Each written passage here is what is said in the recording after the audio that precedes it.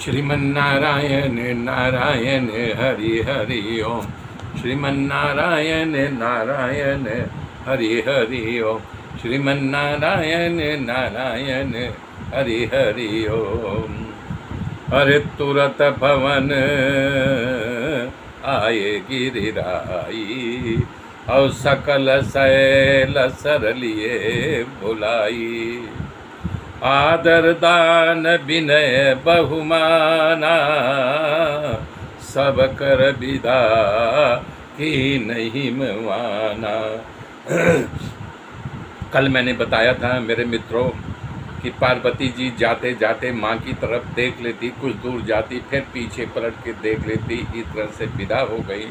तब हिमवान अपने घर पे आए और सारे पर्वतों और सरोवर को तुरंत अपने घर पे बुलाए, और हिमालय ने आदर दान विनय और सम्मान के साथ लोगों को विदा किया। जब ही शंभु कैलाश ही आए, सुर सब निज निज लोक सिधाए। जगत मात पितु शंभु भवानी, तेहि सिंगारु न कहूँ बखानी। जब शंकर भगवान कैलाश पर्वत पर पार्वती जी के साथ आ गए तो सारे देवता अपने अपने लोक को चले गए। तुलसीदास जी लिख रहे हैं पार्वती माता के श्रृंगार का, और जगत के माता पिता हैं दोनों, उनके श्रृंगार का वर्णन मैं नहीं कर सकता। और करहीं विधि भोग विलासा, गणन समेत बसई कैलासा। हर गिरजा बिहार नित नयऊँ, यही विधि विपुल काल चल गयऊँ।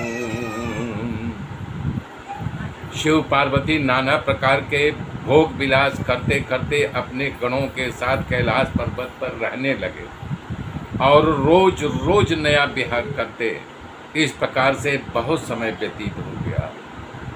तब 6 मुख वाले पुत्र स्वामी कार्तिकेय का जन्म हुआ। बड़े होकर के युद्ध में तारकासुर को मारा।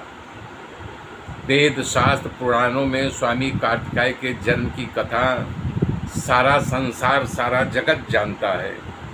कह रहे हैं कि खड़ानंद स्वामी कार्तिकेय के जन्म, कर्म, प्रताप और महान पुरुषार्थ का सारा जगत जानता है। इसलिए बृहस्पति शिव जी के पुत्र का चरित्र संक्षेप में ही कहा। शिव पार्वती जी के विवाह की ये कथा जो स्त्री पुरुष कहेगा, सुनेगा, लोगों को सुनाएगा, उसका कल्याण होगा। उसके यहाँ विवाह आदि कार्य अपने आप संपन्न हो जाएंगे, मंगल हो जाएगा। ये चरित्र जो सुनाएगा। कह रहे हैं चरित सिंधु गिरिजा रमन वेदन पावहि पारू।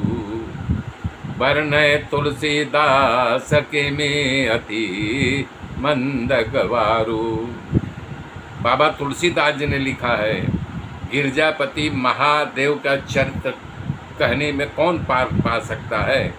हाँ, ये समंदर है, अथाह समंदर है, उनका पार वेद भी नहीं पा सकते थे। तुलसी जो मतिमंद है, गंवार है, तो भला वो कैसे पा सकते हैं। तुलसी बाबा ने अपने लिए लिखा है कि मैं मतिमंद हूँ, गंवार हूँ, तो भला बताओ मैं कैसे उनके चरित्र का पार पा सकता हूँ। और शंभु चरित मुनि सरस सुहावा, भरद्वाज मुनि अति सुख पावा। बहुलाल सा कथा पर वादी, नयन नीरु रोमावली ठाड़ी। मेरे मित्रों, मेरे साथ बने रहिए। आगे की गाथा फिर कल जोड़ूंगा। तब तक के लिए जय श्री राम, जय श्री राम।